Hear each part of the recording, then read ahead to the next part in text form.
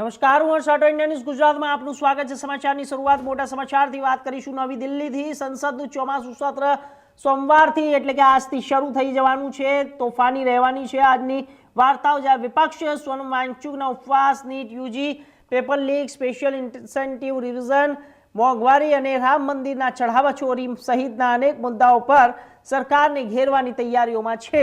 બીજી તરફ સરકાર આ સત્રમાં 7 વિધેયકો રજૂ કરશે અને લોકસભામાં સૌથી પહેલા સુપ્રીમ કોર્ટમાં ન્યાયાધીશના સંખ્યા વધારવા સંબંધિત સુપ્રીમ કોર્ટે વિધેયક રજૂ કરવામાં આવશે। રાજ્યસભામાં કેન્દ્રીય ગૃહમંત્રી અમિત શાહ બંધારણ અને રાષ્ટ્રગાનના અપમાન સંબંધિત સુધારા વિધેયક રજૂ કરશે અને આ વખતે ચોમાસુ સત્રમાં ટીએમસીના બળવાખોર સાંસદોની નવી party nationalist citizen party of India પણ પહેલીવાર સંસદમાં જોવા મળશે।